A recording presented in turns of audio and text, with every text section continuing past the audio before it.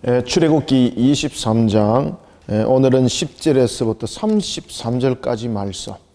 우리가 지난주에 이제 공평에 관한 법을 우리가 보았습니다. 말 그대로 여러분 공평이라는 것은 정의와 공의가 성립되지 않으면 공평이라고 말할 수가 없습니다. 왜냐하면 이 공평이라는 것이 힘의 좌우의 논리에 의해서 공평도 우리가 제시될 수가 있습니다. 그래서 항상 공평은 무엇이 성립이 되어야 된다고? 정의와 공의가 성립될 때에 이 정의와 모든 공의들이 하나님의 정의와 공의로 세워져야 되는 것입니다. 그래야만이 이 공평이라는 것은 자비함이 있거든요. 공평 속에는 여러분들 똑같이 나누는 것이 아니고 그것을 우리는 공평이라고 말하는 것이 아니라 이 공평이라는 것은 그 속에 하나님의 자비하심이 있는 거예요. 따라서 이 공평의 법은 하나님의 정의와 공의가 바탕이 되어야 된다는 이야기죠. 따라서 우리가 지난주에 봐왔던 것처럼 우리가 정의와 공의의 법을 통해서 위정하는 그런 자가 되지 마라. 위정하는 자가 되지 마라. 왜 위정을 합니까? 위정을 하는 이유는 자신에게 뭔가 유익을 얻기 위해서 여러분들 위정하는 것 아니겠습니까? 마찬가지로 가난한 자를 송사를 함에 있어서도 이게 편파적인 것들을 가지고 하지 마라. 무조건 가난하다 그래서 무조건 그 편에 들지 말고, 또한 또 그 사람이 가난하다 그래서 그 사람이 힘센 사람에 의해서 또한 해를 입는 그런 일도 받지 않도록 하라. 다시 말하면 가난한 사람이 어떤 측면에서는 그 자체가 용서받을 수 있는 내용도 있고 용서받지 못한 내용도 있다는 이야기죠. 그럴 때 모든 내용들은 우리가 인간적인 측면에서 어떤 인간적인 도덕과 윤리적인 측면에서 우리가 공평을 말하는 것이 아니라 하나님의 정의와 공의가 입각이 되어라. 하나님의 정의와 공의가 입각이 되어라. 그런 속에 또 형상을 돌아보게 하고 그리고 사회의 바른 질서와 그런 관계들을 세워나가도록 하는 법을 우리가 봐왔습니다. 그런가 하면 이제 오늘은 우리가 안식년과 안식법, 우리가 창세기 때 보면은 안식일에 관해서 이야기를 하고 있습니다. 그리고 1일부터 7일의 창조에 대한 내용이 제7일의 안식년의 안식에 대한 내용이 창조의 마무리를 하는 것을 우리가 볼 수가 있는데요. 제7일 날의 창조는 여러분들 창조가 끝난 창조를 말하는 것이 아니라 잘 여러분들 기억하셔야 됩니다. 6일까지 창조를 말하고 있고 제7일에 관해서는 창조를 말하지 않습니다. 그런데 하나님께서는 그것을 우리의 창조의 기사 속에 넣어놓고 있습니다. 분명히 여러분들 제7일 날은 창조물이 없습니다. 그런데 하나님께서는 첫째 날부터 여섯째 날까지는 하나님께서 창조에 관해서 이야기를 하면서 날에 대해서 요음에 관해서 이야기를 했습니다. 이 날이라는 것은 히브리어로 요음이거든요. 요음에 관해서 이야기를 했습니다. 그런데 제7일 날에는 하나님께서 창조를 말씀하지 아니하시고 안식일을 말씀하시면서 날이라고 했습니다. 이 좀 의미가 있지 않습니까? 이건 어떤 의미를 담고 있는가 하면은 제7일이 가지고 있는 의미가 큰 의미가 있는데 그것은 뭔가 하면은 제7일이 가지고 있는 첫 번째 의미가 여러분 샬롬이에요. 샬롬. 완전함이지 않습니까? 하나님의 창조에 대한 완전함. 이 모든 것들이 샬롬이 형성이 되어야 되는 겁니다. 그러면 여러분 샬롬 속에는 무엇이 있습니까? 샬롬 속에서는 부족함이 없다는 이야기거든요. 부족함이 있으면 여러분 평강 없습니다. 그 다음에 우리가 병들고 연약한 모습들이 있으면 샬롬이 없습니다. 그래서 이 샬롬이라는 것은 말 그대로 정말로 참 평강이 무엇인가를 우리에게 설명해 주고 있는데 그것이 안식일 안에서 이루어진다는 이야기죠. 안식일 안에서.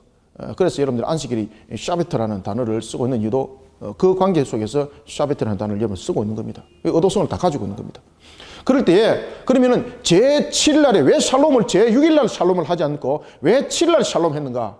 이것도 여러분 의미 있게 받아들여야 된다 그랬죠. 이미 창세기 공부할 때 이미 제가 여러 번 말씀드렸고 그리고 시간마다 나타날 때마다 제가 제7일에 관해서 내용들을 내가 여러분들에게 상세하게 말씀을 드렸습니다. 그리고 또한 여러분들에게 의미적인 측면에서 요한계시록도 보게 하였고 제가 열왕기도 여러분들에게 보게 하면서 제6일 날에 가지고 있는 의미들 속에 가지고 있는 것들도 말씀드렸죠. 그죠? 열왕기에서도 보면은 사무엘서도 보면은 열왕 가운데 한 사람이었던 이스라엘의 두 번째 왕이었던 다윗이 언약궤를 예루살렘으로 이동할 때에 그 이동하는 예루살렘의 언약궤를 이동할 때에 사람의 6걸음을 걷습니다.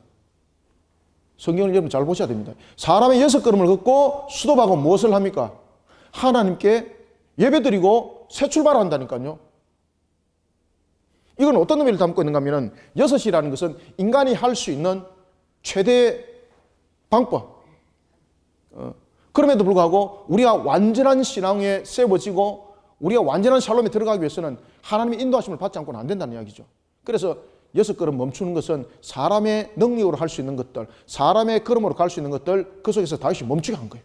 그리고 하나님께 예배드리고 7걸음을 하나님의 능력으로 7걸음을 행하는 거예요. 예루살렘 향해서 나갈 때. 제7일도 마찬가지입니다. 우리의 진정한 샬롬, 우리의 완전한 창조는 우리가 비록 생육하고 번성하고 땅의 충만함에 대해서 하나님께서 축복을 하셨지만은 그 모든 축복들이 하나님의 일하심 속에서 이루어진다는 거죠. 그러면 우리의 모습들은 어떠한 모습들인가? 우리는 하나님의 창조의 역사를 바라보면서 하나님이 우리를 통해서 무엇을 어떻게 역사하는가를 다시 한 번 더 재발견하는 것이 제7일의 우리의 모습이 되어야 된다는 겁니다. 따라서 우리는 이 제7일의 모습 속에 우리를 비춰볼 때에 하나님이 우리를 통해서 만들어 가시는 것, 역사하시는 것을 우리는 보고 발견할 수 있어야 된다라는 것입니다. 바빙크라는 신학자가 이런 이야기를 했습니다. 어떤 이야기를 했는가 하면 하나님의 창조는 완전한 것은 하나님의 창조에 대한 그 본질과 그 속성적인 측면에서 완전한 것이다. 하나님의 창조는 창조한 것으로서 완전한 것이 아니다. 다시 말하면 하나님의 창조는 하나님께서 우리에게 창조하신 이 창조하는 질적인 것이나 어떤 양적인 것에서 완전함을 말하지 않는다. 아주 정확하죠. 그래서 제7일 창조가 이 부분들을 채워나가는 겁니다. 하나님의 창조가 완전하다는 것은 무엇을 말하고 있는가 하면은 속성에 있어. 그 본성과 그리고 그 속성에 있어서 창조의 본성과 그 속성에 있어서 여러분 완전하다는 이야기입니다. 그러면은 하나님께서 창조하신 창조가 질적으로 양적으로 완전한 것 같으면은 제7일 창조 필요 있습니까? 없습니까? 필요가 없습니다, 여러분들요. 자, 창세기 27장 어떤 내용을 담고 있습니까? 다섯째 날하고 여섯째 날 하나님께서 반복적으로 하신 말씀이 있죠. 생육하고 번성하고 어떻게 하리라? 그럼요. 아이고 생육 이제 아는 거 놓으면 이제 소리가 커집니다, 그죠? 생육 번성 아는 거 놓으면 원래 커져요, 여러분들요. 생육 번성 충만 이걸 짧게 가셔야 돼. 생육 번성 충만함이 이게 며칠째 일어나는 겁니까? 이게 제7일째 일어나는 사건이라니까요. 제7일째에 6일째까지는 하나님께서 창조에 대한 부분들을 만들 때에 그 본성과 속성에 있어서 완전한 거예요. 질과 양에 있어서는 하나님께서 창조하신 모든 만물들이 만약에 모든 것이 완전하다면 생육 본성 충만하면 안 됩니다. 왜? 그것으로 완전해졌기 때문에 끝이 돼야 되는 겁니다. 그러면은 하나님께서 왜 생육 번성 충만함을 말씀하셨는가? 그것이 무엇과 결부된다고 우리는 성경에서 말하고 있습니까? 제7일 창조와 연결이 되고 있습니다. 어떻게? 안식일 제7일 창조. 이것이 샬롬 속에서 다 일어나는 거예요, 여러분들요. 그래서 샬롬은 부족함이 없어야 되는 거예요. 아시겠죠? 평강이 부족함 속에 여러분 평강이 있습니까? 오늘도 여러분들 때거리가 없어가지고 우리 속에 여러분 평강이 있던가요? 평강이 없죠, 여러분들. 여러분들이 10월 달에 어떤 분들도 그렇고 저도 이렇게 달리기를 보면서 와, 이 노는 날이 너무 많아요, 이거. 큰일 났어요, 이거. 그런데 여러분들 하나님께서 우리의 모습들을 통해서 역사를 일으키죠. 그죠? 이게 제7일 창조 속에서 여러분 일어난다니까요. 그리고 여러분들 우리는 하나님을 의심치 않고 오늘도 하나님을 향한 신앙으로 뚜벅뚜벅 걸어가는 신앙이 필요해요, 여러분들요. 그 걸음 속에 여러분 생육 번성 충만함의 역사는 일어납니다. 오늘 여러분 안식일을 통해서 우리는 이것을 알고 들어가야 되는 거예요. 따라서 제7일 창조가 제7일 날을 왜 하나님께서 이게 창조 기사 속에 이 내용을 넣었는가 하면은 제7일 날은 창조가 일어나지 않았음에도 불구하고 제7일 창조는 창세기 1장 27절에 보면은 생육 번성 충만하리라 라는 그 창조의 기사에 대한 그 말씀의 성취가 제7일 날 일어나죠. 그렇기 때문에 제7일 날이 창조 7일 제7일 날이라는 창조 기사 속에 들어가 있는 겁니다, 이게. 이해하셨습니까? 따라서 제7일 날은 어떤 날인가 하면은 하나님의 창조에 대한 질적인 양적인 부분들을 완전하게 채워나가는 날이 제7일 날입니다. 그러니 하나님께서 제6일 날을 통해서 우리에게 2배를 주시고 제7일 날은 무엇을 바라보도록 합니까? 하나님께서 우리를 어떻게 만들어 가시는가를 보게 하시고 그리고 우리는 하나님을 향한 신앙으로 하나님을 믿음으로 바라보면서 오늘도 걸어가는 모습이 되라는 이야기죠. 그러니 우리의 제7이라는 이 창조는 아주 중요하다는 사실입니다. 따라서 우리는 이 제7이라는 이 창조는 하나님께서 처음에 창조했을 때 그 창조는 본성적인 부분, 속성적인 부분에서는 완전하지만 질과 양적인 부분에서는 완전하지 못합니다. 다시 말하면 질과 양적인 부분에서는 계속해서 발전해 나가는 겁니다. 이 발전해 나가는 것이 바로 생육 본성 충만입니다. 발전해 나가는 것이. 그렇기 때문에 이 제7일 창조를 통해서는 우리가 무엇을 바라봐야 되는가 하면요, 어떤 물질적인 내용을 바라보는 것이 아니라 제일 처음에 하나님의 살아계심을 우리는 여기서 확인해야 됩니다. 하나님의 살아계심을. 하나님께서 살아계셔서 이것을 역사하는 것을 우리는 바라보고, 두 번째는 하나님의 약속의 말씀을 믿는 믿음 속에 우리는 제7일의 창조를 우리는 바라볼 수 있어야 됩니다. 그럴 때에 우리의 모습들은 이러한 것들을 바라보는 것만으로 끝나는 것이 아니라 이러한 속에 우리의 모습들은 하나님을 어떻게 해야 된다? 그렇죠. 하나님을 경배하는 모습이 되어야 되는 거죠. 경배하는 모습이. 오늘도 우리를 생육하고 번성하고 충만하게 하시는 하나님을 오늘도 경배하시길 바랍니다. 이것이 우리가 제7일의 모습인 거예요. 그래서 여러분들요, 제7일의 신앙이 아주 엄청나게 중요하죠. 우리는 여러분들 제7일 그러면 하나님께서 쉬셨습니다, 이렇게 뭐 외우는데 이 큰일 나는 거죠. 여러분들요. 그래서 제7일 날은 우리가 무엇을 해야 되는가? 여러분들 생육 번성 충만을 일으키는 날이 되어야 되는 거예요. 그래서 예수님께서 복음서를 통해서 우리에게 가르쳐 준 것들이 뭔가 하면은 안식일 날 무엇을 하는지 너희들은 알고 있는가? 예수님께서 여러분 안식일 날 무엇 했습니까? 크게 두 가지 사역하셨죠. 어떤 사역하셨습니까? 생육 번성 충만한 사역을 하셨다니까요. 이 생육 번성 충만한 사역을 하실 때에 영을 살리는 사역을 했죠. 그 다음에 우리의 육을 함께 살리는 사역을 했죠. 그렇죠? 이 속에 우리의 신앙들이 여러분 생육 번성 충만하는 거예요. 따라서 예수님께서 여러분들요, 쓰러져가는 영혼들을 살려나가고 그리고 그 영혼들을 가르치는 일을 안식일날 하셨습니다. 이것은 바로 이 안식일이 가지고 있는 정확한 뜻과 의미 속에서 그것을 행했던 것입니다. 유대인들은 안식일의 개념, 그러면은 안식일의 개념 속에서 그들은 무엇을 담고 있었습니까? 쉼. 창세기에서 쉼만 본 거죠. 근데 하나님께서 쉼만 말한 것이 아니죠. 쉼만 말한 것이 아니죠. 그들 속에 가지고 있는 개념들이 이렇게 신앙적이지 못한 개념 속에 세워지다 보니까 넘어지는 자들이 된 겁니다. 우리가 여러분들 이 안식이라는 제7일의 개념 하나만 바로 세워도 우리가 하나님을 바라보는 시각이 달라지더라는 거예요, 여러분들. 이것을 알고 들어가자. 뭐 지금은 오늘은 안식일에 대해서 말을 하는 것이 아니라 이 법이 이제 무엇을 이제 말하는가를 하기 위해서 제가 기본적인 보석은 깔고 들어가는 겁니다. 그래서 이거 가지고 제7일 창조돼서 공부 다 했다 이렇게 하면 안 되고, 이미 우리 창세기에서 이미 공부 우리 다 해왔던 것을 잠깐 10%도 안 되는 것을 제가 지금 잠깐 여러분들이 복습하면서 여러분들에게 말씀드렸던 겁니다. 다시 한 번 더 상기시키라고. 자, 오늘 이렇게 말합니다. 안식년과 안식일법을 왜 뒀을까? 여러분들, 하나님께서 오늘도 보면은 여러분 안식년과 안식일법에 관해서 그 내용들을 다루고 있을 때에 왜 여러분들 하나님께서 안식년과 안식법에 대해서 그 내용들을 다루고 있을까라는 겁니다. 안식년에 대한 법도 있고, 그 다음에 안식일에 대한 법도 있습니다. 하나님께서는 이 법을 왜 뒀을까? 법을 지난주에도 여러분들 제가 말씀드렸습니다만은 법은 무엇입니까?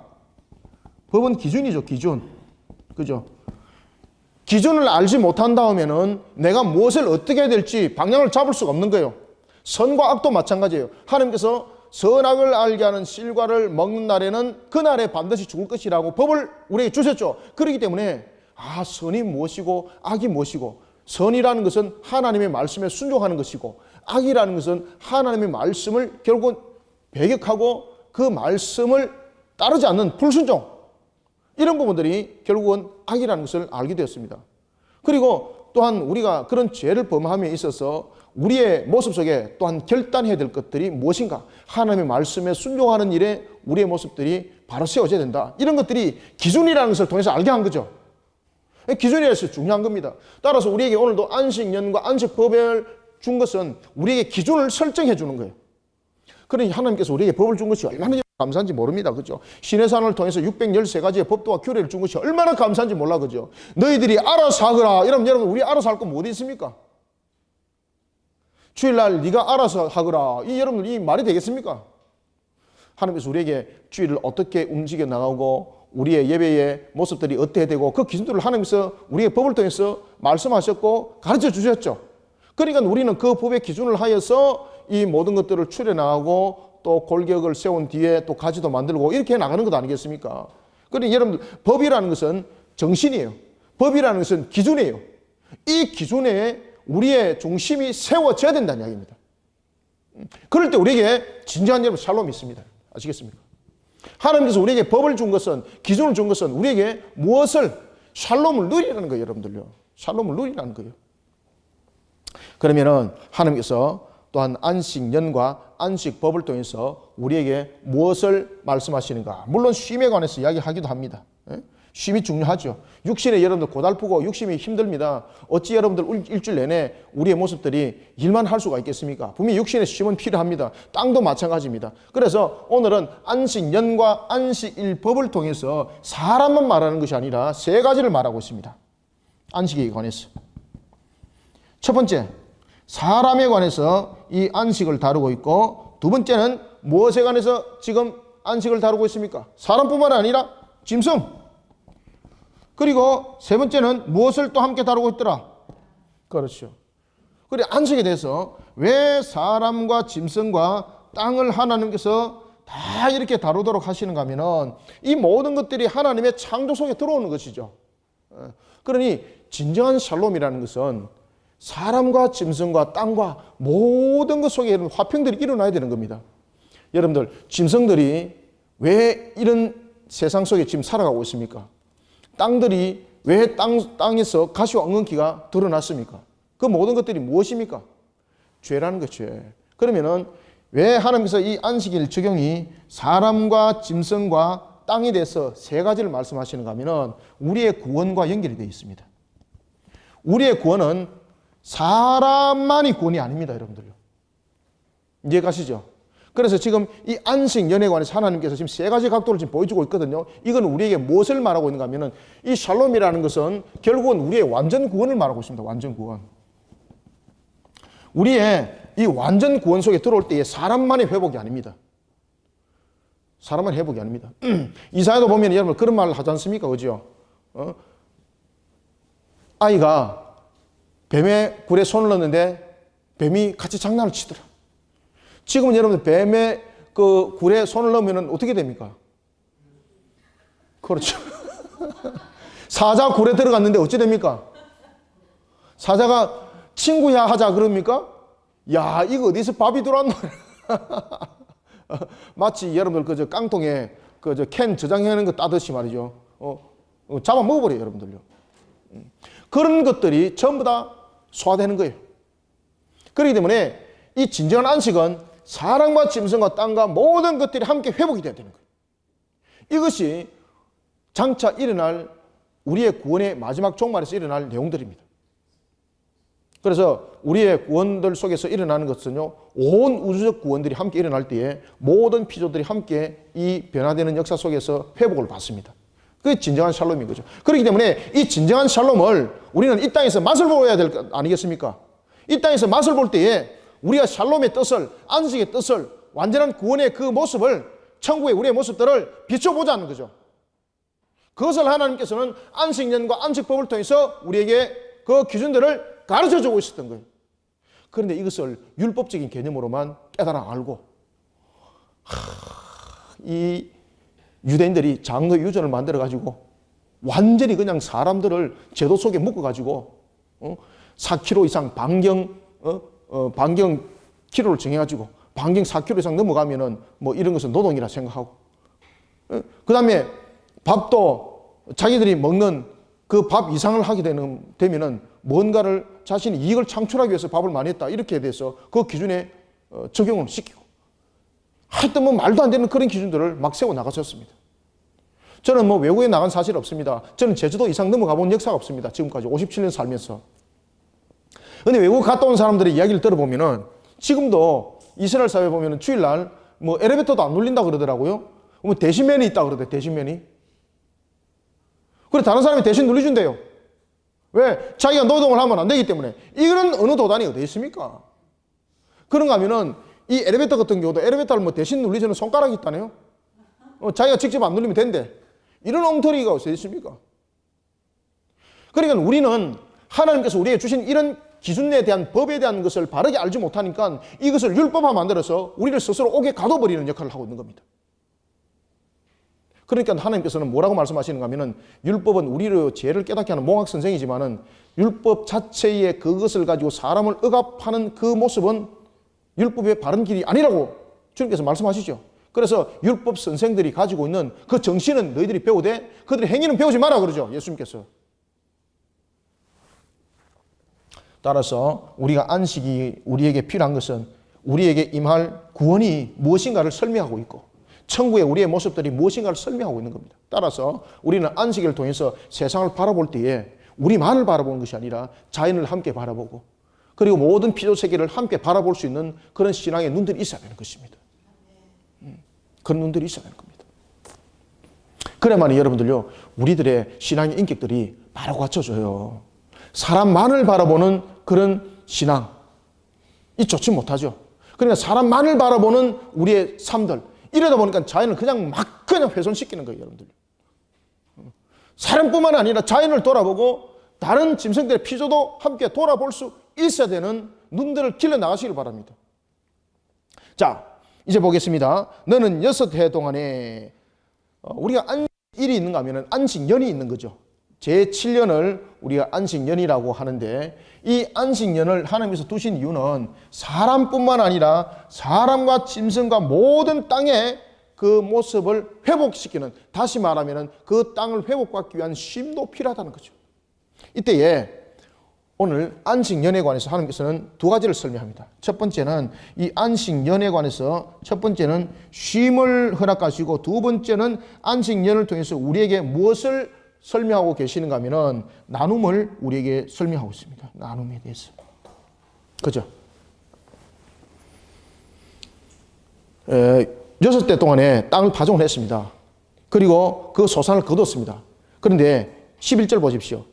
제7째 햇날에는 어떻게 하라고 말하고 있습니까? 자, 6절 23장 10절 11절 읽습니다. 시작. 너는 6해 동안은 너의 땅에 파종하여 그 소산을 거두고 7째 해는 갈지 말고 묵혀두어서 네 백성의 가난한 자들이 먹게 하라. 그 남은 것은 들짐승이 먹으리라. 네 포도원과 감람원도 그리할지니라. 아멘.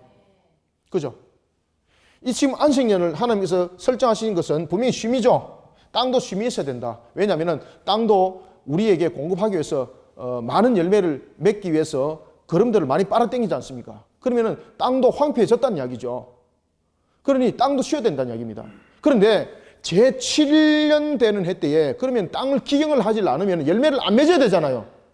그런데 하나님께서 잘 보십시오. 제7년에도 그 땅을 기경하지는 않았지만은 우리가 많은 다량적인 수확을 하기 위해서 우리의 인위적인 수확을 거두기 위해서 땅의 영양분을 빨아당기지는 않지만은 그것을 통해서 열매를 맺어서 우리 수확으로 거둬가지는 않지만은 그 거둬가는 수확을 멈추더라도 하나님은 열매를 맺게 한다는 거죠.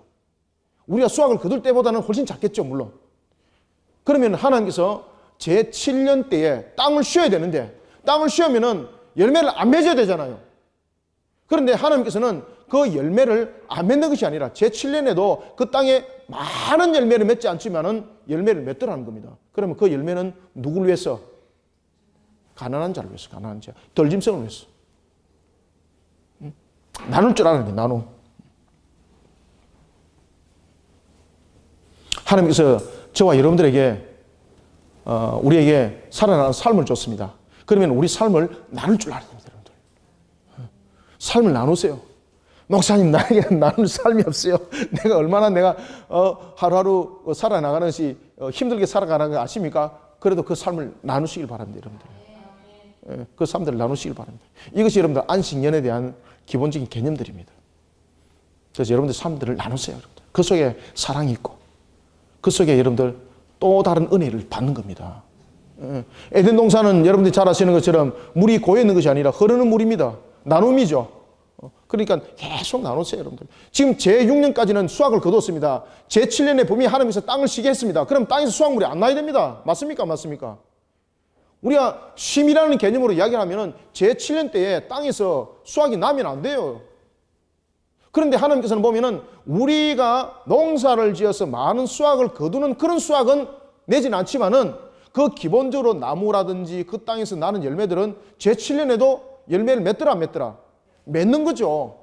그죠? 그냥 쉼이라는 단어가 다르다니까요.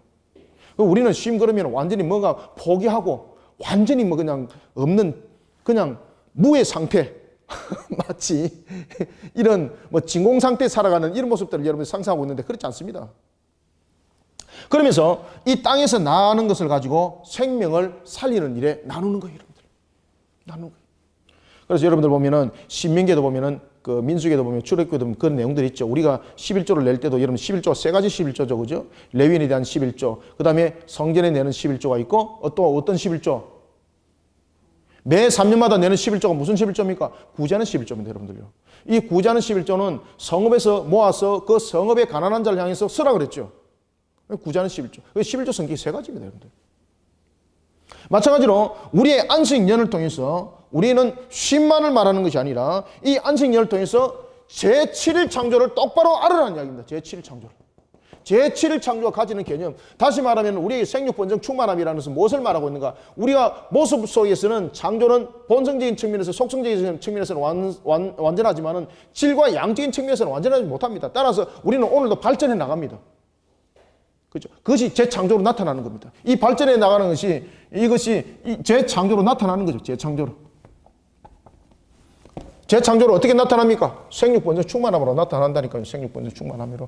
그러면은 이런 속에 우리 속에 자신이 가지고 있는 이 안식년에 대한 개념을 가지고 우리에게 무엇을 가르쳐주고 있는가 하면은 나에게 거둬들인 어떤 물질들이 있고 나에게 어떤 소득들이 있다면은 그 모든 것은 내만을 위한 것이 아니라 그렇죠. 내만을 위한 것이 아니라 누구를?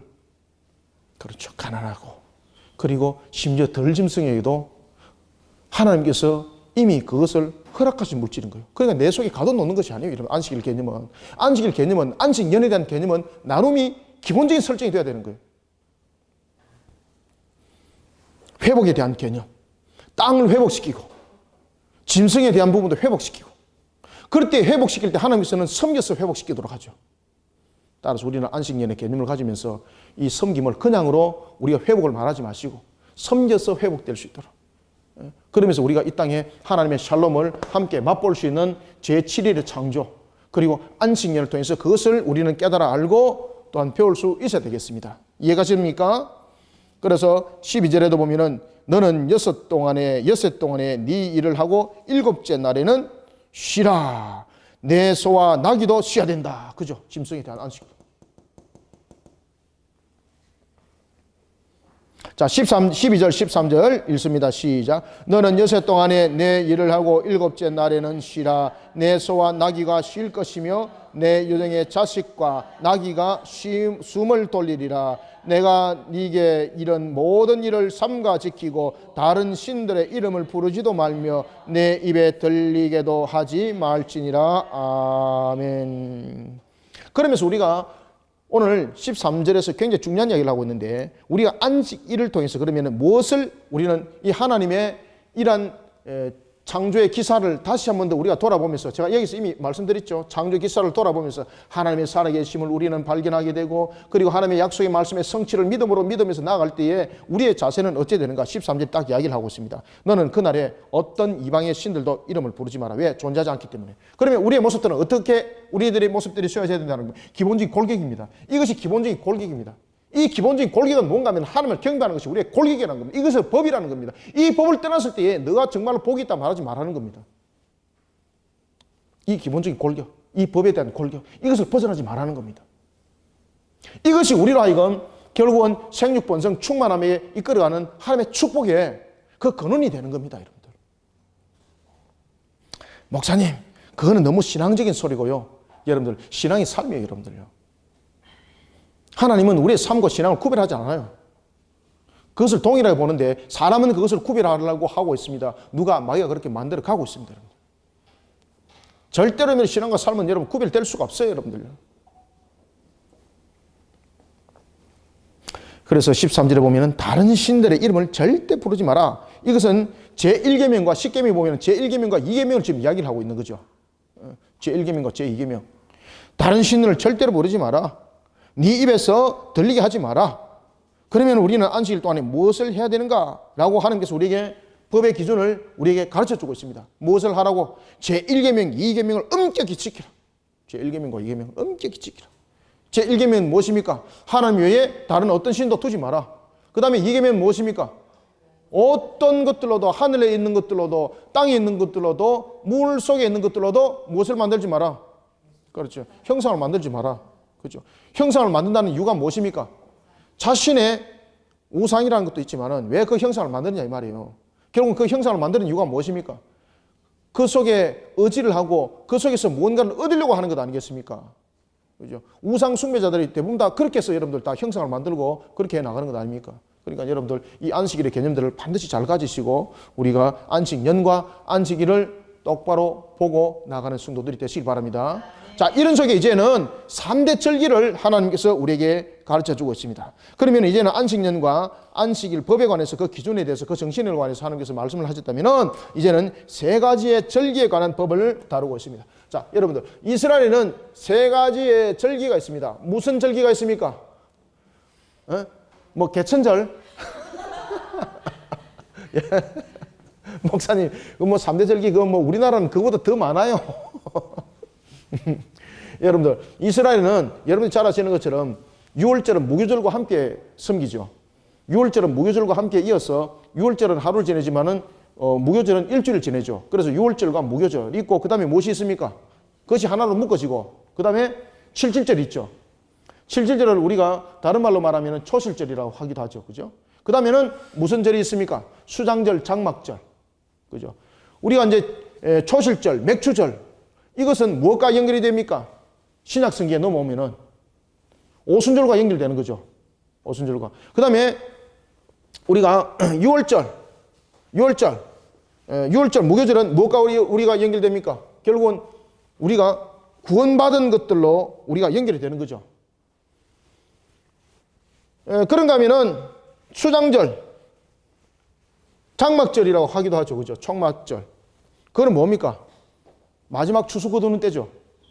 마지막 추수 거두는 때니까 지금으로 우리로 보면은 아직 그때는 안 왔죠. 마지막 추수 때가 언제입니까? 종말을 말하죠. 그래서 이 3대 절기는 자, 여러분 보십시오. 6월절은 무교절과 함께 묶어 나가죠. 그리고 뭡니까? 7.7절. 오늘 우리가 이제 본문에도 보면은 우리가 이제 이 내용들의 이제 3대 절기에 대해서 이 내용들을 뭐라고 썼습니까? 맥추절이라 썼네, 그죠? 맥추절이라 썼고, 세 번째는 무엇이라 썼습니까? 수장절이라 썼습니까? 그렇죠. 수장절이라 썼죠, 그죠? 수장절. 이게 3대 절기입니다. 하나님께서 이스라엘의 남자들은 이 3대 절기에 하나님께 필히 하나님께로 나오도록 합니다. 하나님께 필히 그 얼굴을 면전에 보이도록 하나님께 나오도록. 이때에 하나님께서는 맨손으로 나오지 않고 무엇을 가지고 나오도록 합니까? 예물을 가지고 나오도록 합니다. 저 봐라, 그럴 줄 알았다니까. 그런데 여러분들 여기서 하나님께서 왜 예물을 이야기를 할까요, 여러분들? 왜 예물을 이야기를 할까요? 하나님께서 우리를 축복 안 하셨으면은 우리에게 은혜를 주질 않으면은 물질이 납니까? 이 물질은 하나님의 은혜의 증거물입니다. 하나님의 은혜 증거물.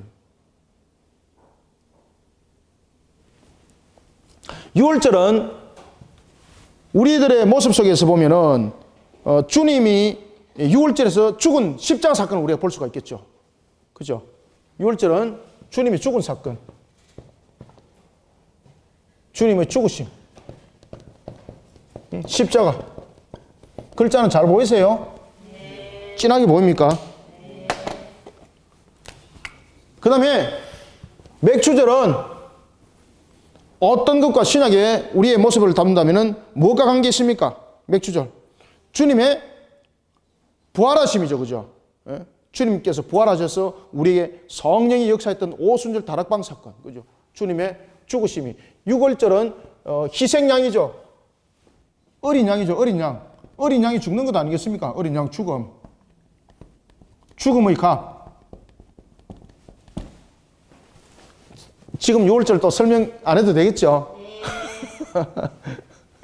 그 다음에 맥주절은 우리에게 무엇을, 어떤 의미를 주고 있습니까? 주님의 부활. 그렇죠. 부활. 이것이 마가다락방의 오순절 사건이죠. 오순절 사건. 이거는 십자가 사건입니다. 십자가 사건. 신약의 십자가 사건으로 나타났죠. 그러면은 이 수장절은 우리에게 무엇을 의미하고 있습니까? 주님이, 그렇죠. 다시 오심. 이거는 무슨 사건? 재림 사건. 다시 오셔서 뭐 합니까? 심판, 백보자 심판.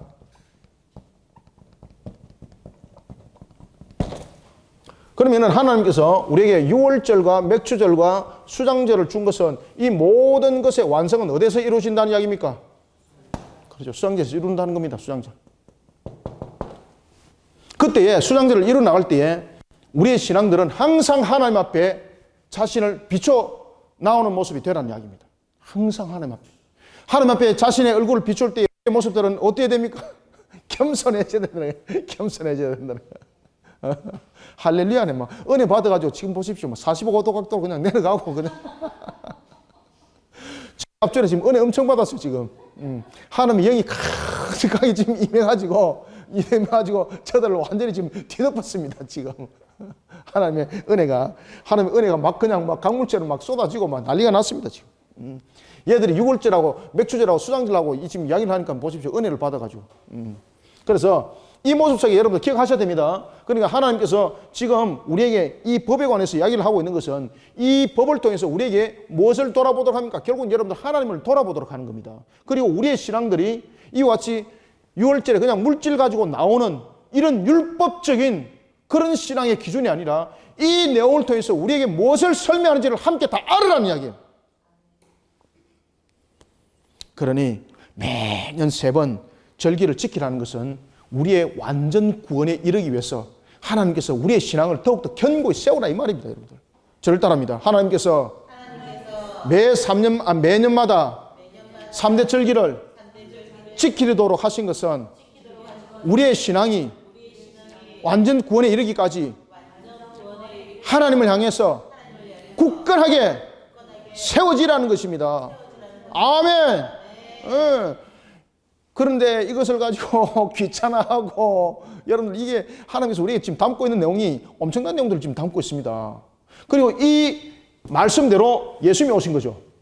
이 말씀대로 이 완성을 이루기 위해서 누가 오셨다고요? 예수님이 오셨잖아요. 예수님이.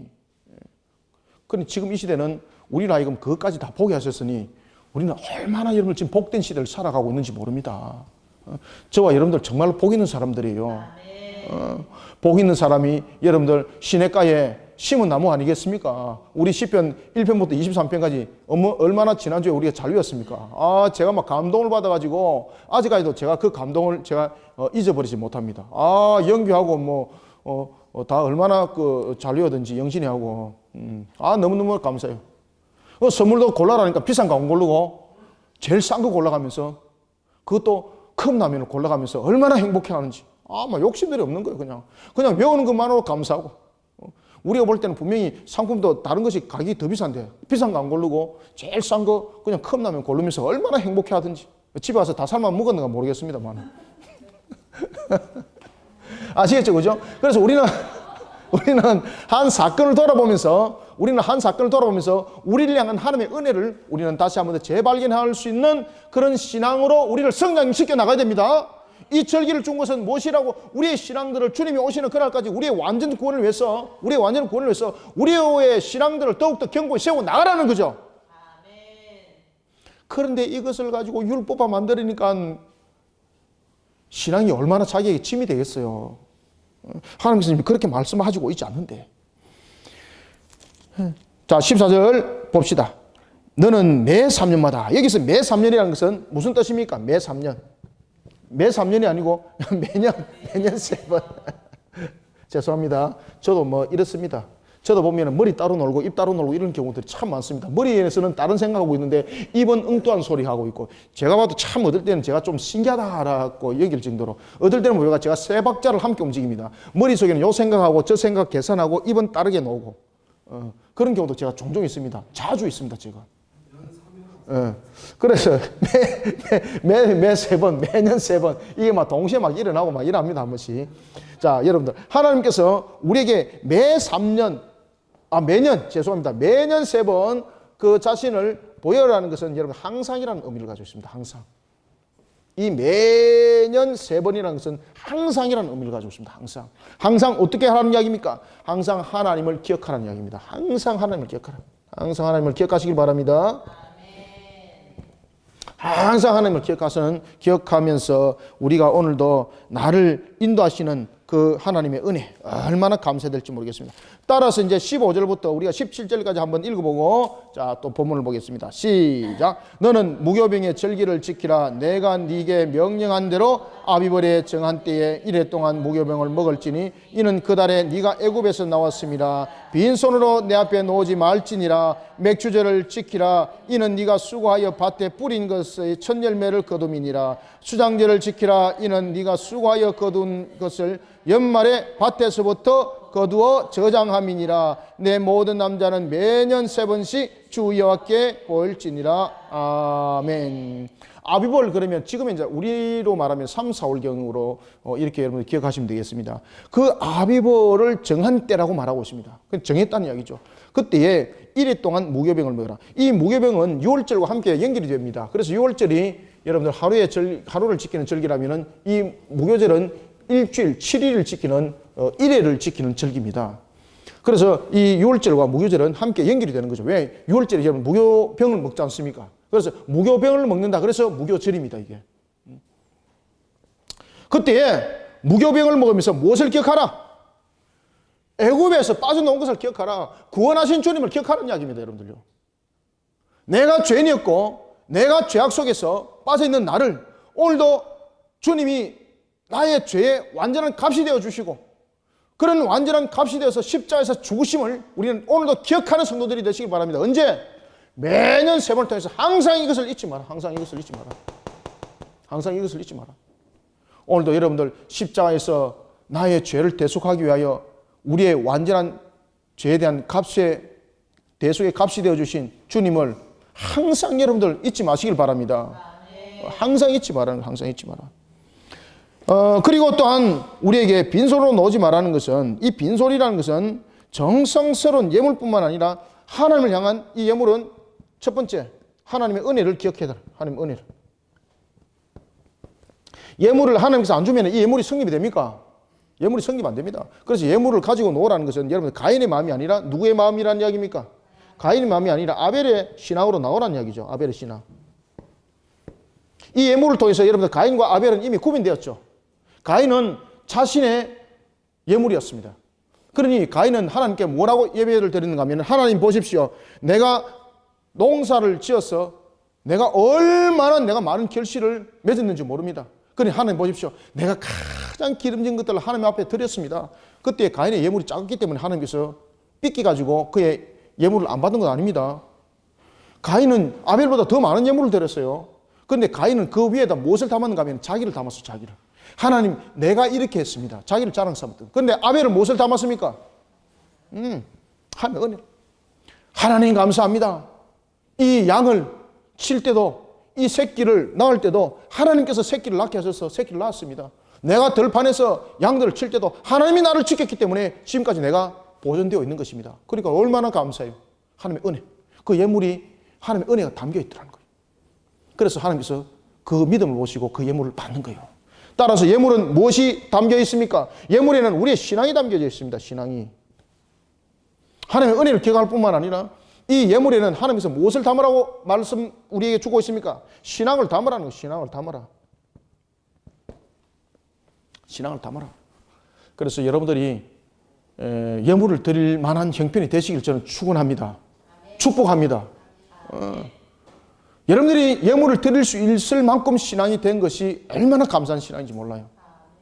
그래서 여러분들이 우리가 신앙을 담아야 합니다. 신앙을. 그런데 이 신앙을 담아내지 못하는 예물들은 전부 다 우상 숭배입니다. 하나님께서 가인의 예물처럼 안 받습니다, 여러분들.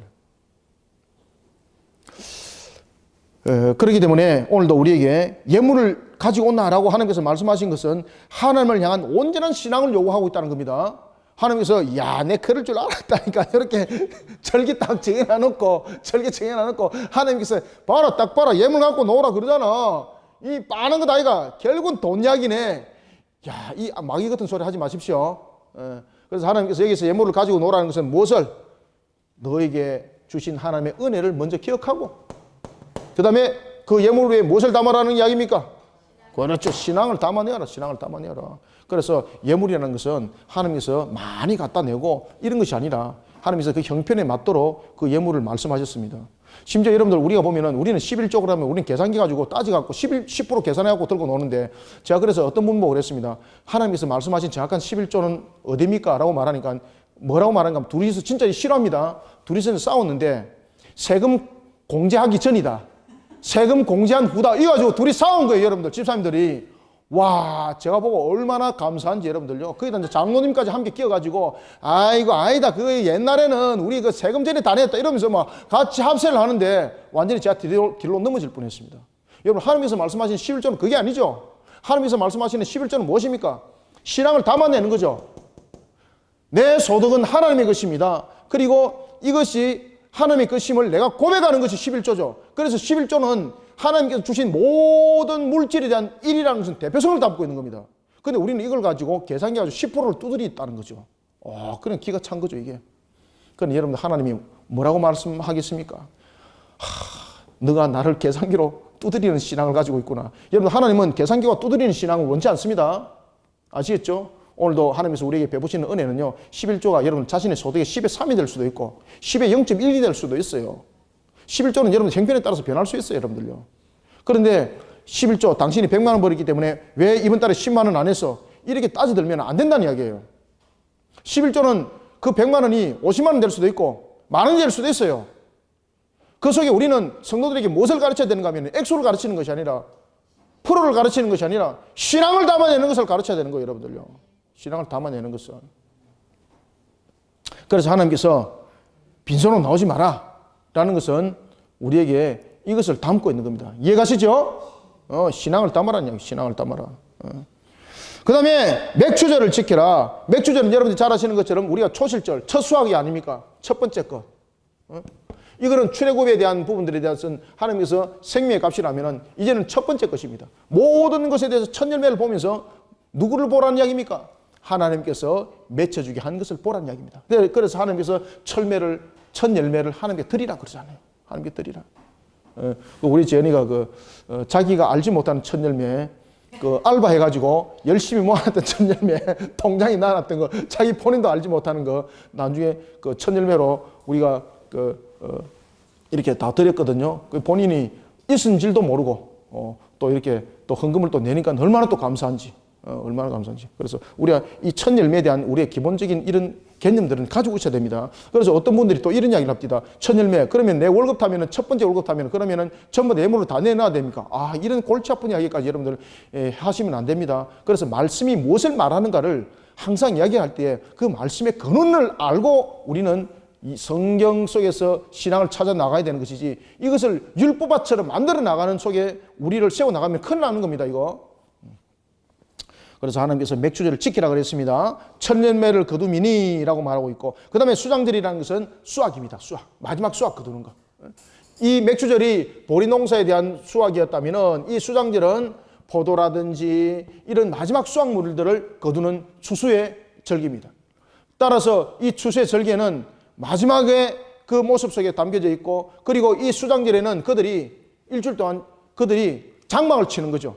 그들이 장막을 치면서 그들이 애굽에서 그들이 나올 때에 광야에서 지냈던 그 생활들을 기억하고 하나님께서 우리를 어떻게 인도하시는가를 기억하고 이것을 신앙으로 담아내는 속에 그들은 장막절을 지었던 것입니다. 그래서 수장절이 하기도 하고 장막절이라 하기도 하는 것은 그들이 장막을 치면서 그런 자신들의 광야의 모습 속에 하나님이 인도하심을 다시 한번 더 바라보는 그런 신앙으로 그들이 나가는 절기였다라는 것입니다. 자, 이런 절기들을 하나님께서는 철저히 지켜나가라는 이야기입니다. 이런 속에 또한 이런 이야기를 하고 있습니다. 네 모든 17절 한번 다시 읽습니다. 시작. 내 모든 남자들은 매년 3번씩 주 여호와께 보일지니라. 아멘. 항상 하나님의 은혜를 기억하고 항상 하나님의 한 신앙을 우리 담아내는 성도들이 되시길 바랍니다. 자, 이런 속에 이제 하나님께서 예물에 관해서 그 내용들을 또 이야기를 합니다. 18절에 보면은 제물의 피를 그리고 유교병을 함께 드리지 마라. 여러분들 지금 여기서 보면은 유교병이라는 것은 누룩입니다.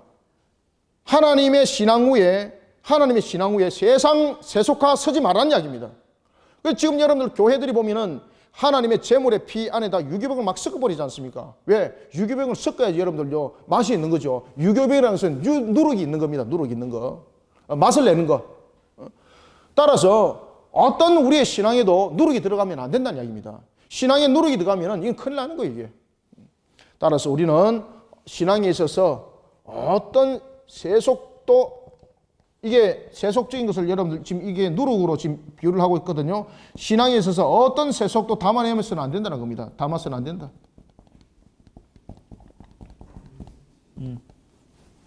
신앙에 있어서 하나님 앞에 나오는 신앙에 있어서 이 절기뿐만 아니라 항상 우리의 신앙은 세속적인 누룩을 담아내서는 안 된다니. 세속적인 누룩. 세속적인 누룩. 이 세속적인 누룩을 담아내게 되면 결국 전부 다 하나님의 영광 가리기 때문에 안 된다는 얘기입니다. 그렇기 때문에 네 제물의 피에 무엇을 함께 드리지 말라? 그렇죠. 유교병을 드리지 말라. 유교병이라는 것은 누룩을 말하고 있죠. 이 누룩은 바로 이 하나의 죄악들을 상징하고 있고 세속적인 것들을 상징하고 있는 것이 바로 누룩입니다. 그래서 하나님을 향한 신앙에 세속적인 방법 끌고 들어오면 안 된다는 이야기입니다. 그리고 또한 하나님께서 이렇게 말씀하십니다. 내 절기에 제물의 기름을 아침부터 남겨두지 마라. 아침부터 남겨두지 마라는 것은 어떤 의미를 가지고 있습니까? 두 가지를 설명하고 있습니다. 18절은 내 제물의 피를 유교병과 함께 드리지 마라는 것은 어떤 관계 속에서도 신앙은 세속이 들어오면 안 된다는 이야기고, 그 다음에 두 번째는 제물의 기름을 아침까지 두지 마라는 이야기입니다. 지금 여기서 제물을 아침까지 두지 말라라고 하나님께서 말씀하시는 것은 우리에게 어떤 의미를 담고 있는가? 경홀히 하지 말라는 이야기입니다. 경홀히. 항상 우리의 신앙에 있어서, 모든 신앙에 있어서 어떤 관계 속에도 신앙의 경홀함이 틈타면 안 된다는 겁니다. 모든 것을 가볍게 여기지 마라. 경홀히 여기지 마라. 경홀히 여기지 마시기 바랍니다. 경홀히 여기지 말라.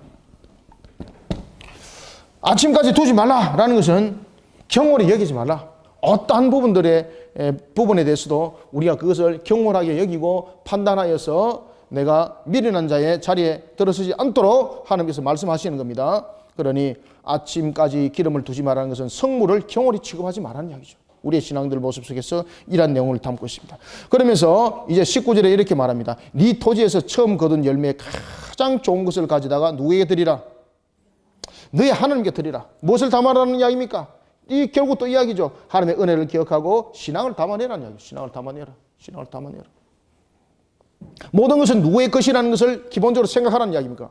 모든 것은 하나님의 것이라는 것을 기억하고, 그런가 하면은 예물을 드릴 때도 심지어 하찮은 짐승일지라도 그 생명을 귀하게 여길 줄 알고 새끼와 어미의 정을 기억을 하라는 이야기입니다. 그래서 예물을 드릴 때도 여러분들 보시면은 이렇게 말하고 있습니다. 염소 새끼를 그 어미의 젖으로 삼지 말라. 여러분들 이방인들은 이렇게 합니다. 왜냐하면은 그렇게 드렸을 때 고기가 제일 맛있거든요. 그랬을 때 신이 기뻐한다는 거죠. 그런데 하나님께서는 이 어미의 새끼라는 것은, 이 젖은 새끼가 먹어야 될 젖이거든요. 근데 이 어미의 젖을 짜가지고 그 새끼를 삶아 뽑는다는, 이런 마귀짓을 하지 말라는 이야기입니다. 이런 마귀짓을. 따라서 우리가 하찮은 짐승이라 할지라도 그 새끼에 대한 사랑과 그 생명에 대한 그 근원에 대한 부분들, 젖을 먹이고자 하는 그 어미의 그 마음들을 헤아릴 줄 알아라는 얘기입니다. 그렇기 때문에 예물을 드릴 때도 여러분들 7일 동안에 그 새끼로 하여금 젖을 먹게 하고 8일째 예물을 드리라 그러잖아요. 예물을 드릴 때도 그 어미의 젖으로 삼지 마라 그러잖아요.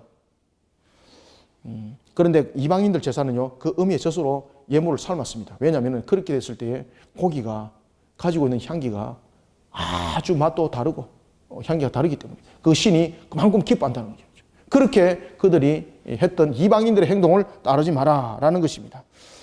자, 그러면서 이제는 하나님의 명령에 대한 부분들을 이제 20절부터 쭉 33절까지 우리가 한번 보도록 하겠습니다. 그러면서 하나님께서 이렇게 말씀하십니다.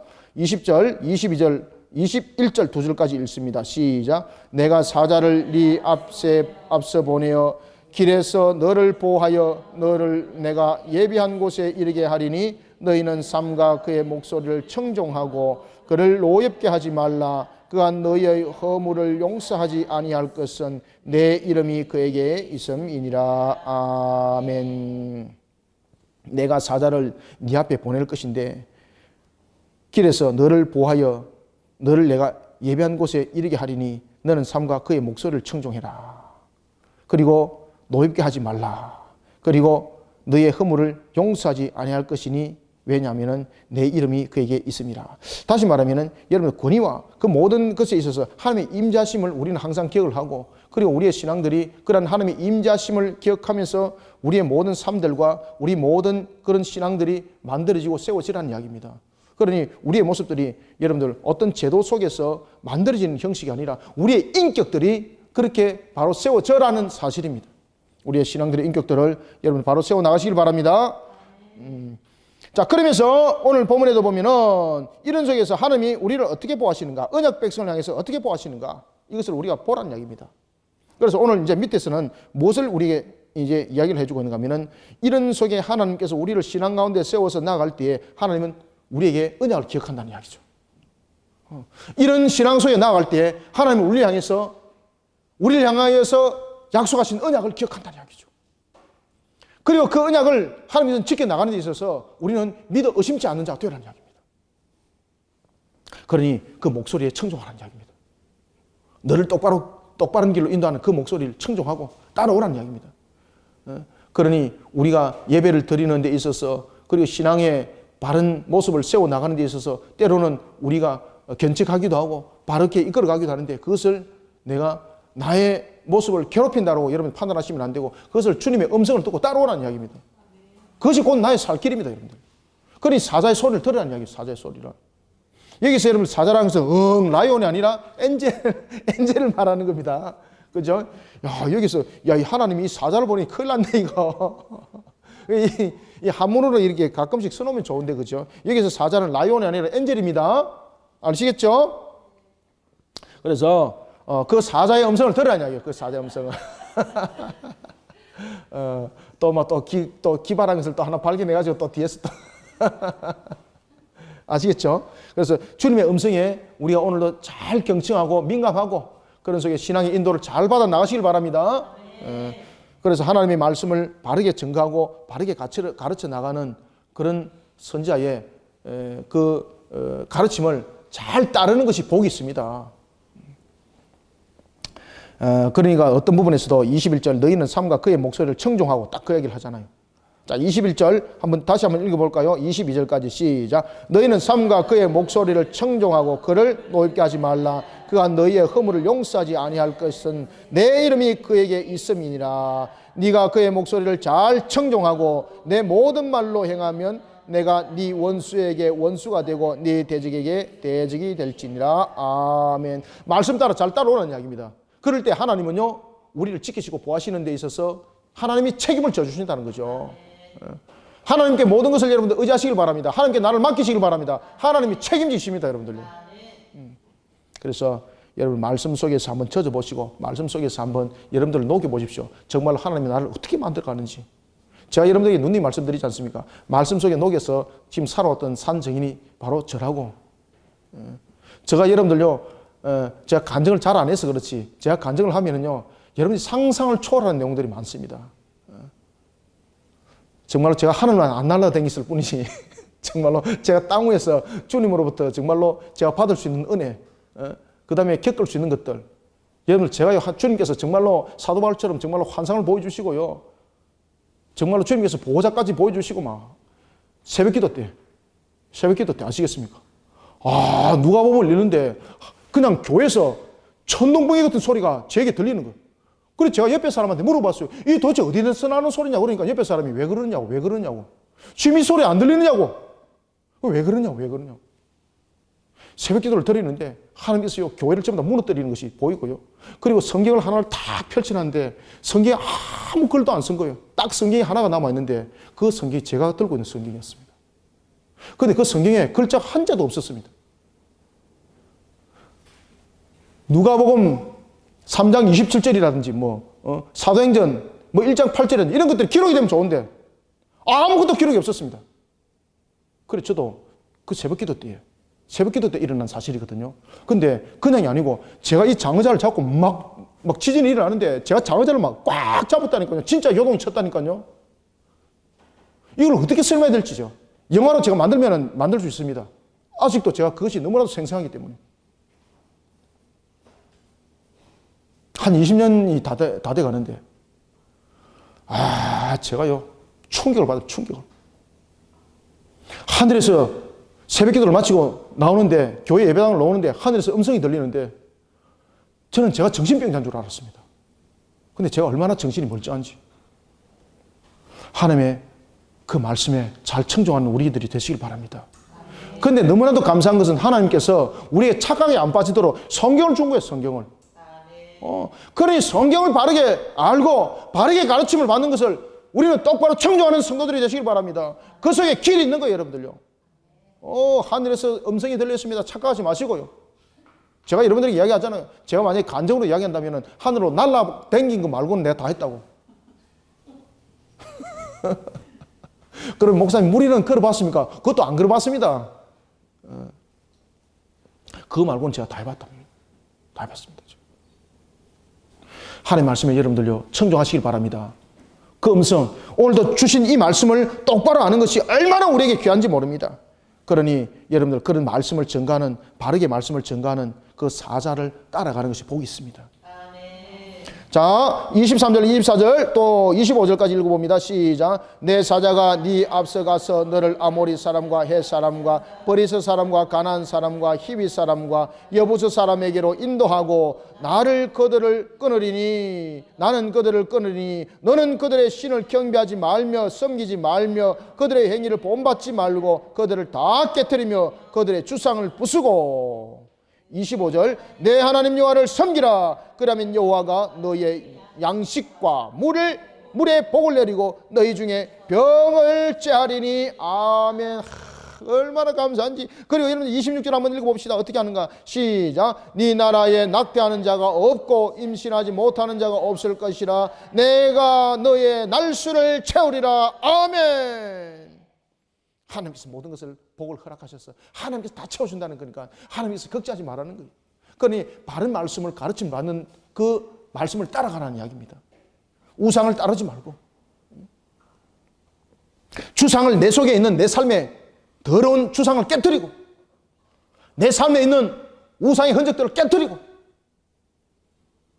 오늘도 하나님의 바른 말씀을 쫓아 우리가 달려가시길 바랍니다. 그러니 오늘 계속해서 강조하고 있는 것이 20절부터 계속해서 강조하고 있는 것이 사자를 강조하고 있습니다. 그죠? 엔젤, 사자를 강조하고 있습니다. 그러니 여러분들 교회가 하나님의 말씀으로 목회자가 세워져야 된다는 것이 얼마나 중요한지 모릅니다. 그 영혼들을 죽이고 살릴 뿐만 아니라 정말로 그들로 하여금 하나님의 복을 주고 안 주고가 그 속에서 일어납니다. 주께서 말씀하지 않습니까? 그 사자를 따라갔을 때에 내가 너희들을 복을 주는가 안 주는가 보라는 이야기입니다. 그래서 여러분들 목회자 입에서 저의 입에서 여러분들이 일주일에 한 번씩은요 꼭 여러분들을 제가 다 머릿속에 기억하면서 기도를 다 해요. 여러분들요 다 기억하면서 기도를 다 해요. 오늘도 여러분들 이런 우리의 모습들 속에 하나님께서 말씀하십니다. 양식과 물의 복을 준다. 양식과 물의. 그 당시에는 여러분들 이 팔레스틴 지역에는 이 양식과 물이 얼마나 귀한지 모릅니다. 특히 물. 여러분들 마라의 선물 사건 아시죠? 이 물 문제가 굉장히 심각했습니다. 우리나라처럼 이렇게 물이 좋지 못합니다. 그런 부분에 대해서 물을 축복한다는 이야기죠. 엄청난 축복이죠. 뿐만 아니라 양식을 축복한다는 거죠. 그리고 세 번째는 양식과 물과 무엇입니까?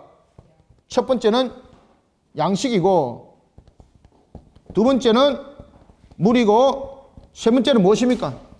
그렇죠. 병을 낫게 할 것이다. 병을 낫게 할 것이다. 오늘도 여러분들 하나님의 말씀 속에 오늘도 그 은혜 받아서 여러분들 병들이 나음의 역사가 일어날 줄 믿으시길 바랍니다. 목사님 그러면은 병원은 필요가 없겠네요. 하나님께서 병원을 허락하신 것도 그 말씀 속에서 여러분들 치료될 줄 믿으시길 바랍니다. 그죠? 그 말씀 속에서 여러분들이 먹는 약이 효능이 일어날 줄 믿으시길 바랍니다. 주께서 말씀하십니다. 이렇게 말씀하십니다. 너 양식과 물의 복을 내리고 너희 중에 병을 제하리라. 그 당시는 이 병에 대한 문제, 이 문제로 인해서 가축의 사람에 일어나는 이 병의 문제로 인해서 사람들이 큰 근심거리였습니다. 병으로 얼마나, 여러분 우리도 보면은요, 조선시대 때에 사람들이 뭐 때문에 제일 많이 죽었습니까? 질병 때문에 제일 많이 죽었습니다. 질병 때문에. 왕들도 뭐 때문에 죽었습니까? 왕들도 두 가지 병으로 죽습니다. 질병과 그 다음에 성인병. 우리나라의 왕들이 죽었던 대부분의 병들이 여러분들요, 질병과 성인병이었습니다. 질병과 성인병. 그리고 조선시대 때에 대부분의 사람들이 죽었던 것이 질병입니다. 질병의 문제. 얼마나 겁나는지 모릅니다. 하나님께서 말씀하십니다. 그거 전부 다 치료하겠다. 나는 여호와의 라파의 하나님이라. 만화의 선물을 단물로 변하게 할 때 그때 하나님께서 엘림에 대한 사건을 다루면서 무엇이라 말씀했습니까? 나는 너희를 치료하는 여호와라. 너희들을 질병으로부터 치료할 것이라고 말씀했지 않습니까? 그죠? 하나님 말씀 안에, 우리가 여호와 신앙 안에 우리를 녹아들면은 하나님께서 모든 것들을 통해서도 효능을 일으키십니다. 오늘도 이러한 하나님을 바라보시길 바랍니다. 그러한 속에 하나님께서 말씀하십니다. 네 나라에는 낙태가 없을 것이다. 짐승들의 낙태가 없을 것이다. 임신하지 못한 자가 없을 것이다. 내가 너의 날수를 채우리라. 그러면서 하나님께서는 생사화복에 주관하시는 하나님이라는 것을 우리에게 26절에서 설명을 하고 있고, 그러면서 또한 하나님께서 말씀하시기를 우리에게 모든 초자연적인 것을 통해서 하나님은 역사하시는 분이라고 하는 것을 또한 왕벌을 내쫓는 것을 통해서 말씀하십니다. 자, 27절부터 28절 한번 읽어볼까요? 시작. 내가 내 위엄을 네 앞서 보내어 네가 이를 곳에 모든 백성을 물리치고 내 모든 원수들이 내게 등을 돌려 도망하게 할 것이며 내가 왕벌을, 그렇죠, 네 앞에 보내리니 그 벌이 히위 족속과 가나안 족속과 헷 족속을 네 앞에서 쫓아내리라. 아멘. 하나님께서 우리가 신앙 속에서 세워져 나갈 때 우리를 하나님께서 만드시고 우리를 회복시키기 위해서 초자연적인 역사까지 일으킨다는 이야기예요, 여러분들. 자연적인 역사, 초자연적인 역사 다 일으킵니다, 하나님께서. 일으키면서 우리를 번성하게 한다는 이야기입니다. 그러나 보십시오. 29절. 그러나 그 땅은 황폐하게 되며, 심지어 여러분들요, 하나님께서 이렇게 말씀하십니다. 이스라엘 백성들에게 내가 너희들 가나안 땅에 너희들이 정복을 하더라도 내가 그 가나안 땅 백성들을 1년 내에 다 쫓아버리지 않겠다. 아니, 그들을 다 쫓아보내버려야 되잖아요. 그런데 하나님께서 말씀하시기를 뭐라 말씀하시는가 하면은 너희들이 그들을 정복하더라도 내가 1년 안에 그들을 다 쫓아보내지 않겠다. 왜 그렇습니까? 그 이유가 있죠. 두 가지 이유가 있죠. 첫 번째는 어떤 이유가 있습니까? 그들을 다 쫓아보내고 나면은 자신들이 차지했던 그 땅을 그 이스라엘 백성들이 관리를 할 수 있습니까? 땅이 황폐해져 버리게 되는 거예요. 그래서 하나님께서 그 땅이 황폐해지지 않도록 하기 위해서 여러분들 악한 것들을 통해서 자신의 백성들에게 주기도 하는 것이 하나님이세요. 따라서 자기 백성이 부족함이 있습니까? 그러면 하나님께서는 악한 것들의 것을 빼앗아서라도 자기 백성에게 줍니다, 여러분들. 그러니 1년 안에 쫓아보내지 않겠다는 것은 첫 번째 무엇을 의미를 하고 있다고요? 땅이 황폐해지는 것을 막기 위해서 너희들이 그들을 다스리는 자가 되도록 하겠다는 이야기입니다. 그들을 다스려서 땅이 황폐한 것을 막고 계속 그 땅이 기름지게 만들도록 하겠다는 이야기입니다. 그러니 여러분들 하나님의 신앙 가운데 우리가 세워지게 되면요, 믿지 않는 자들을 하나님께서 다스려서 우리를 유복하게 만드세요, 여러분들. 뿐만 아니라 두 번째는 우리에게 왜 1년 안에 내쫓지 않겠다라는 것을 우리에게는 무엇을 설명하고 있는가? 우리를 시험한다는 이야기입니다. 아시겠습니까? 부정한 것을 통해서 정한 것을 더욱더 번성시키기 위해서는 부정한 것을 통해서 정한 것을 시험한다는 이야기예요. 시험한다. 그래서 우리에게는 시험이 항상 떠난다, 안 떠난다? 안 떠난다는 이야기입니다. 안 떠난다. 얼마나 그게 또 감사한지 모릅니다. 아이고, 목사님, 시험이 없으면 더 좋잖아요. 시험이 없으면 여러분들, 제가 이야기했지 않습니까? 기준이 없으면 넘어집니다. 기준이 없으면 넘어져요. 넘어지면 내가 일어나야 될 때도 못 일어나고 내가 넘어지는지도 모르고 있습니다. 따라서 시험을 우리에게 허락한다는 이야기는요, 내가 지금 넘어져 있는 상태인 것도 알고 일어나야 되는 것도 알고 이런 것도 다 깨닫습니다, 여러분들요. 그래서 하나님께서는 자기 백성에게 시험을 줄 때 피할 길도 함께 준다, 안 준다? 함께 주십니다, 여러분들요. 오히려 더 넉넉하게 만들어 갔습니다. 그런데 하나님께서는 시험을 통해서 그를 어떻게 만들어 갑니까? 갑절로서 만들어 갔지 않습니까? 갑절로서. 욥도 마찬가지잖아요. 시험을 통해서 그를 갖다가 하나님께서 통과시키고 난데 그를 갑절로 만들어 버렸지 않습니까? 따라서 하나님께서 오늘 29절에 별표를 딱 치놓으세요. 저도 그 성경에 별표를 딱 치놨거든요, 야무지게. 1년 내에 하나님께서 1년 이내에 그들을 다 쫓지 않는다는 것은 두 가지 큰 이유를 가지고 있었다. 첫 번째는 무엇입니까? 땅의, 그렇죠, 황폐함을 막기 위해서. 황폐함을 막기 위해서. 결국은 땅의 황폐함을 막기 위한다는 것은 하나님께서 우리에게 무엇을 허락하신다는 이야기인가 하면요, 우리를 위해서 악한 것들을 사용하여서 우리의 모든 것들을 세우는 일에도 사용한다는 이야기입니다. 그런가 하면은 두 번째는 1년 내라는 것은 우리에게 무엇을 말하고 있는가 하면요, 우리를 시험한다는 이야기입니다. 시험하심. 왜 악한 것들을 뒀습니까? 이 악한 것들을 둔 이유는요, 결국은 우리를 시험하여서 우리의 모습들을 더욱더 무엇으로 만들어가기 위해서? 갑절로 만들어가기 위해서. 갑절로 만들어가기 위해서. 이 악한 것들을 통해서 우리의 신앙들을, 우리의 모습들을 전부 다 갑절로 만들어가기 위해서 우리를 시험하는 겁니다. 그러니까 이 시험은 템테이션이 아니라 무엇입니까? 그렇죠. 테스트. 템테이션이 아니라. 감사하지, 그죠? 감사하죠. 자, 29절, 30절 읽습니다. 시작. 그러나 그 땅이 황폐하게 되므로 덜짐승이 번성하여 너희를 해할까 하여 1년 안에는 그들을 네 앞에서 쫓아내지 아니하고 네가 번성하여 그 땅을 기업으로 얻을 때까지, 보십시오. 수도 언제까지? 그럼요, 여러분들요, 얻을 때까지 하나님께서 악한 것들 통해서 우리를 시험합니다. 어떻게? 우리를 하나님께서 번성하게 만들게 하기, 신앙이 왕삼이 일어나기까지 그들 상해서 하나님께서는 우리를 더욱더 복되게 한다는 이야기입니다. 자, 계속해서 읽습니다. 30절 시작. 네가 번성하여 그 땅을 기업으로 얻을 때까지 내가 그들을 네 앞에서 조금씩 쫓아내리라. 아멘. 어떻게? 왕창 조금씩. 조금씩이라는 건 뭔가 하면요, 감당할 수 있도록 하기 위해서. 거기다 딱 써놓으세요. 왜 조금씩? 내가 감당할 수 있도록 하기 위해서. 내가 감당할 수 있도록. 내가 감당할 수 있도록. 그러면서 하나님께서 이렇게 말씀하십니다. 너는 32절 너는 그들과 그들 신과 언약하지 말라. 언약하지 말라. 33절 그들이 네 땅에 머무르지 못할 것은 그들이 너를 내게 범죄하게 할까 두려움이라. 네가 그 신들을 섬기면 그것이 너의 올무가 되리라. 아멘. 여기서 하나님께서 어떤 내용을 쓰고 있는가 하면, 내가 너희들과 언약을 했지 너희들은 이방 신과 언약을 한 것이 아니라 라고 말하고 있습니다. 자, 마무리하면서 제가 여러분들에게 한 가지 또 하나를 소스를 하나 드리겠습니다. 그것은 뭔가 하면은, 자, 언약. 우리가 언약, 카버넌트, 언약은 두 가지가 있습니다. 하나는 우리 속에 오늘도 본문 속에서 이야기하고 있는, 지금 하나님께서 이 말씀하신 것은요, 약속의 언약이고, 또 하나는 그들의 신과 언약하지 말라는 것은 우리의 의무적 언약을 말하고 있습니다. 자, 약속적인 언약. 약속적인 것이 있고, 언약에는 약속적인 것이 있고 의무적인 것이 있습니다. 이 약속적인 것은요, 우리 속에서 일어나는 것이 아닙니다. 의무적인 것은 우리 속에서 일어나야 될 문제들입니다. 그러면 역사 속에서 우리가 하나님께서 말씀하신 약속적 언약은 대표적인 것이 무엇이 있겠습니까? 자, 우리가 성경을 공부를 해왔습니다. 노아의 언약. 그죠? 하나님께서 노아를 통해서 무지개 언약. 노아 언약. 그리고 또 우리가 누가 있습니까? 우리가 창세기 12장에 넘어가면은 아브라함의 언약. 그죠? 우리 아브라함 보면 하나님께서 그 할례 언약도 있고 횃불 언약도 있고 그런 아브라함의 언약. 이것은 전부 다 하나님께서 우리가 하는 것이 아닙니다. 이거는 하나님께서, 언약은 여러분들 상방적인 것이거든요. 언약은 상방적인 것인데 약속적인 것은요, 하나님께서 모든 것을 이루어 가십니다. 따라서 이 약속적인 것은 모든 것이 전적인 하나님의 은혜라는 것을 우리에게 말을 하고 있습니다.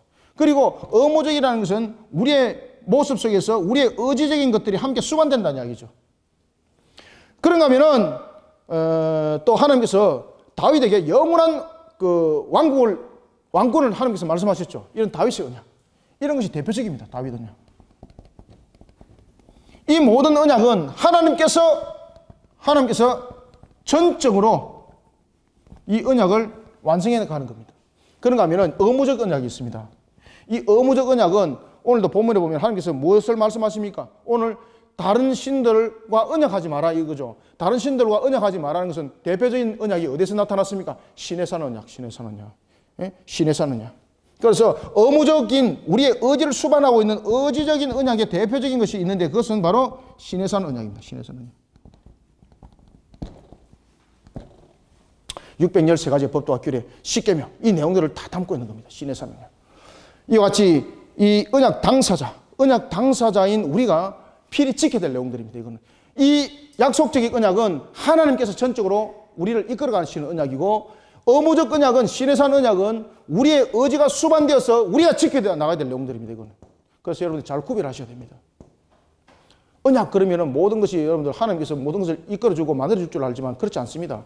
이런 약속적인 것들은 하나님께서 전적으로 이끌어 가시지만은 이런 의무적 시내산 언약은 우리가 지켜야 될 수반되어야 될 문제들입니다.